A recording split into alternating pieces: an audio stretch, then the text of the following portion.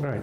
Today we're going to study SD 50.18 Karma Arya Magga Sutta, the Karma Discourse on the Noble Path. And this is the reference is A 4.235, Sutta 235 in the Book of Force of the Anguttara Nikaya. And the theme is the four kinds of karma in terms of their results. So this is a kind of overview, a summary of a very important teaching in Buddhism. That's the nature of our conscious action or our intentions. This is what decides whether our actions are good or bad. And of course, the good action has the potential of bringing good results. Of course, these results do not appear at once. It's like planting a seed. With the right conditions, this seed will grow. And one seed can grow in many ways. A seed can grow into a plant producing lots of fruits, or it may not be strong. So it can be, depending on the conditions, the seeds will grow. And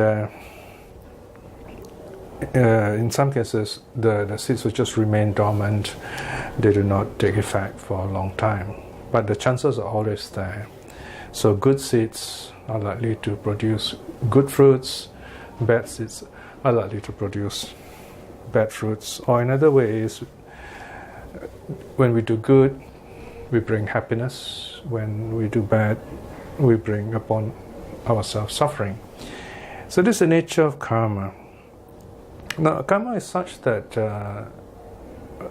no matter whether we do good or bad, we are still caught up in this world, in samsara. In other words, this cycle of birth and death, and we go on and on endlessly. Of course, if we do good deeds, then we'll be happy, we'll be rich, healthy, good-looking, and so on, in a worldly way. So what the Buddha says is, well, karma, it may be good, but it still keeps us in this world. So when we really practice this teaching, the idea is to get out of this kind of actions, whether good or bad. Okay, this is not easy for everyone, but it is possible. In other words, we go step by step. If we cannot go that far, we should at least maintain good karma. But if we can, then we lessen the karma, so to speak.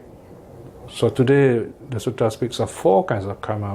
We look at them, how these four types of karma summarizes our actions. Very briefly, the first is, good karma, which brings good result. Then bad karma, bringing bad result. Remember, this result may not come at once, but potential is there. And then there is the good and bad karma, bringing good and bad action. The meaning here is that we do good and bad actions, which is very common, and in the future, the good seeds will fruit in goodness, the bad fruit will fruit in badness, and so on. So it's mixed. But the fourth one is neither good nor bad. It's the neutral one, and this is what the Buddha says is the kind of karma we should cultivate. Neutral karma, in other words, which is the basis for the ending of all karma. So this is the teaching that only the Buddha gives. In other words, with meditation, we're able to end karma, and in that way end suffering also. So let us look at the sutta itself now on page 29. The Karma Discourse on the Noble Path, A 4.235. Bhikshus, there are these four kinds of karma that have been declared by me, having realized them for myself with direct knowledge. Right? Notice what the Buddha says here. He says that I teach karma, and I teach that there are four kinds of karma, and these are things I know through my own realization, through my own understanding. In other words, this is a personal experience of true reality. What are the four? Okay, so here we have the summary. Number one, there is bhikshus. Bhikshus here are the monks. The monks here represent everyone who's listening, including us today. There is bhikshus, dark or black karma with dark or black results. So here, instead of saying bad, the Buddha used the word dark or black.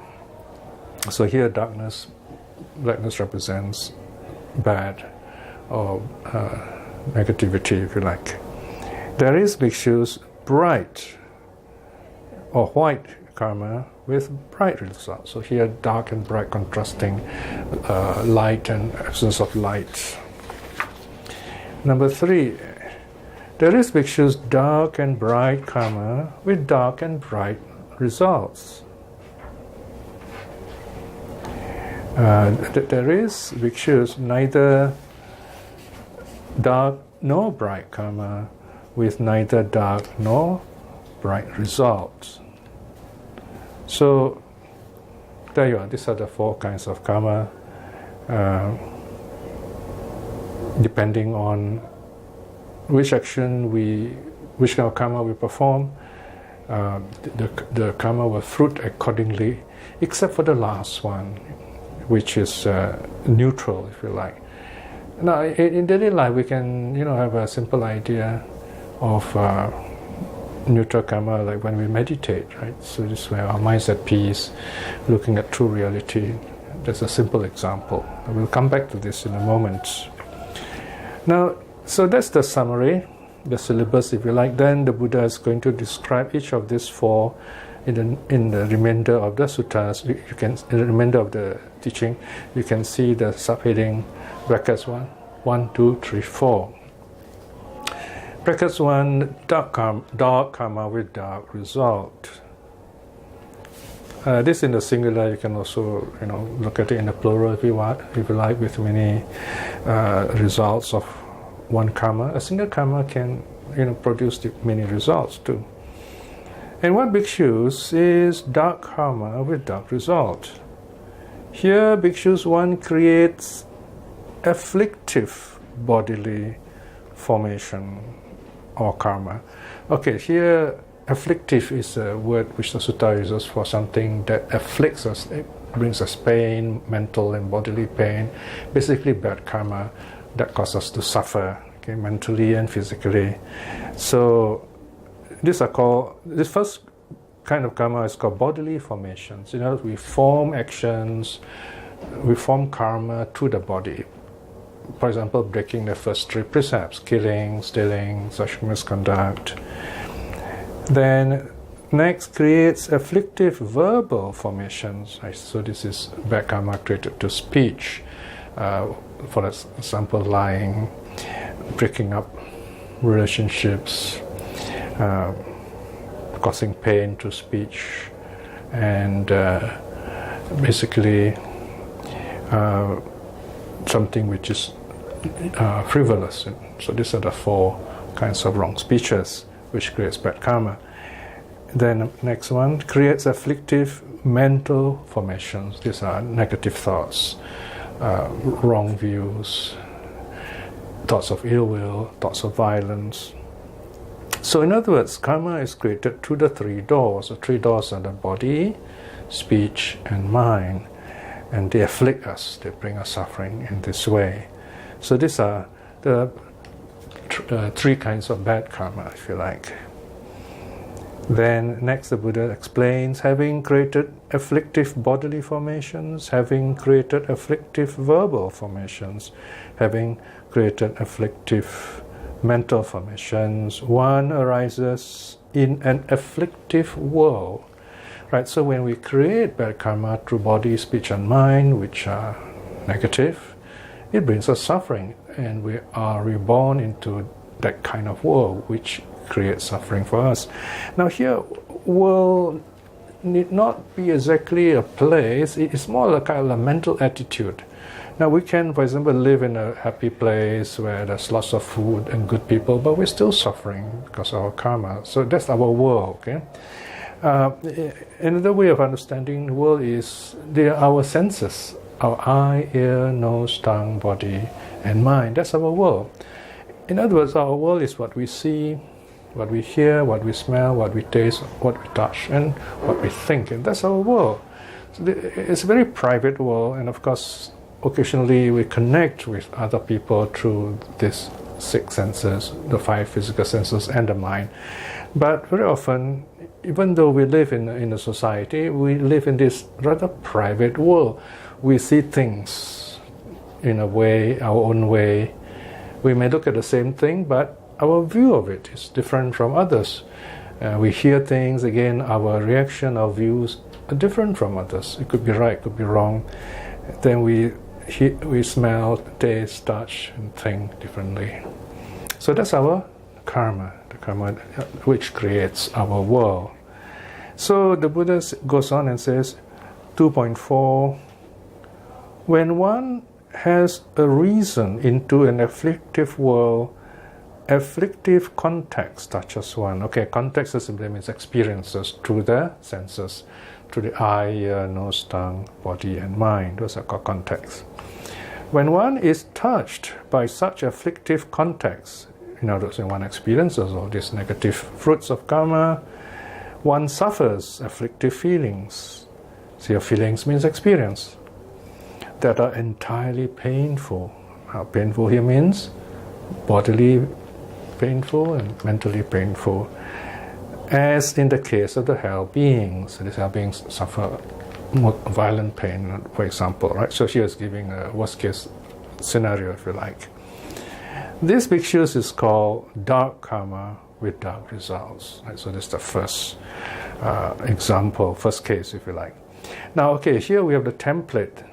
The basic structure will be applied to all the last three sections.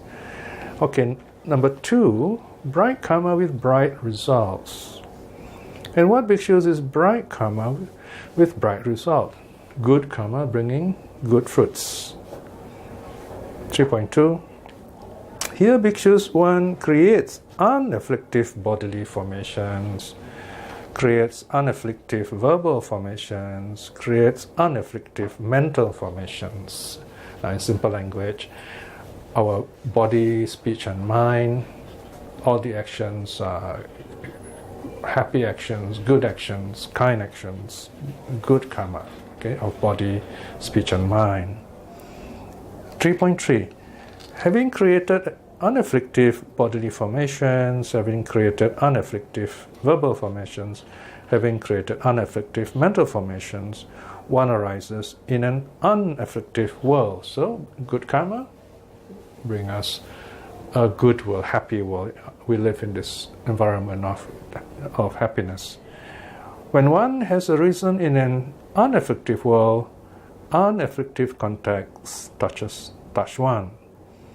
And when one is touched by such unafflictive contacts, one feels unafflictive feelings that are entirely pleasurable. Okay, so when we live in such a world, there's no conflict, there's no suffering, or the suffering is tolerable, then we are happy. Unafflictive means happy. Such as in the case of the Subhakina Devas. Okay, these are heavenly beings. This just Buddha give you an example. They're very happy beings. They are of the third level of the form world. In other words, they live in great mental joy, these beings. If you like, these are like aliens in a different universe, different world, and they're always happy. So, but as human beings too, we can be happy in a human way. So we are happy in this world despite having difficulties, despite living in a difficult situation, but we somehow pull through, we are happy.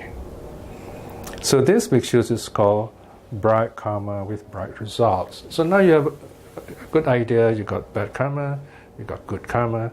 Now the third one is a combination of both. Look at number 4, section 4. And what bhikshus is dark and bright karma with dark and bright result.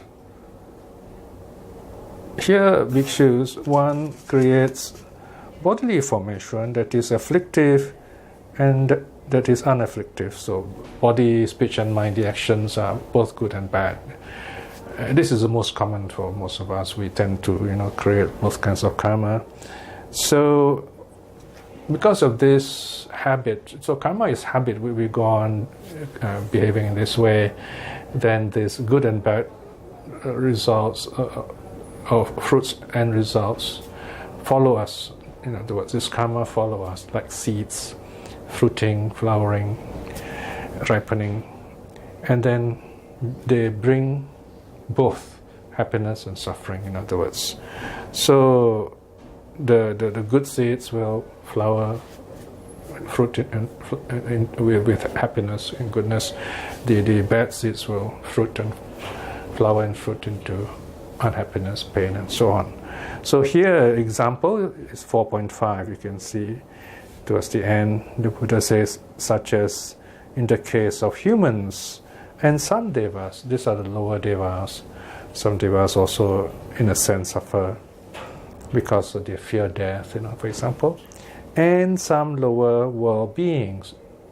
Take the animals, for example. Some of the animals are taken care of like pets, like horses and elephants, dogs, cats. Right? They're very well taken care of. Some of them even live more happy lives than some humans. So it is it's a mixed world, in other words, in this case.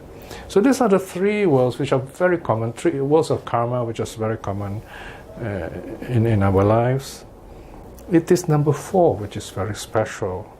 Neither dark nor bright karma with neither dark nor bright result. And what bhikshus is neither dark nor bright karma with neither dark nor bright result that conduces to the destruction of karma. But here you have a hint of this type of karma. These are neutral karma which helps to end karma. Okay, so here what is this? The Buddha says 5.2, they are right views, right intention. Okay, so this is one group. Right speech, right action, right livelihood. This is another group relating to the body. The first group relates to the mind. Right action, right effort, right mindfulness, right concentration. This relates to the mind. So these are the Eightfold Path. Relates to training, moral training, training of body and speech, training of the mind, and training in wisdom. These are the Eightfold Path.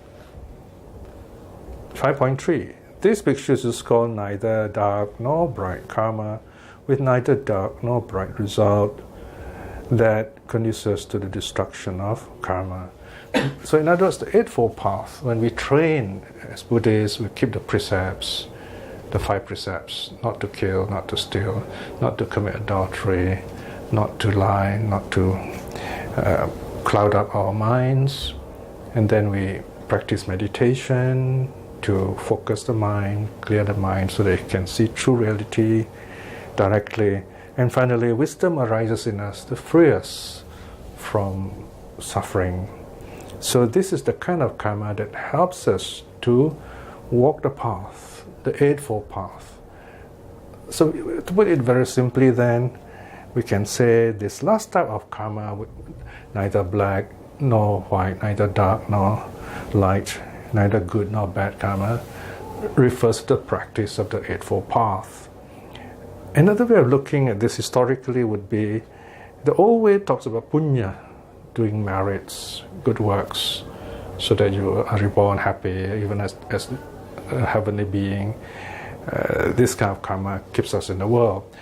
Then the Buddha teaches kusala, which is wholesome actions. In other words, we train our minds. And this is the training of the Eightfold Path. When you train your minds, then you free yourself from suffering. You're able to go even beyond this world. You're still in this world, but you live happily, like the Buddha and the Buddhist saints. So this is the last kind of karma.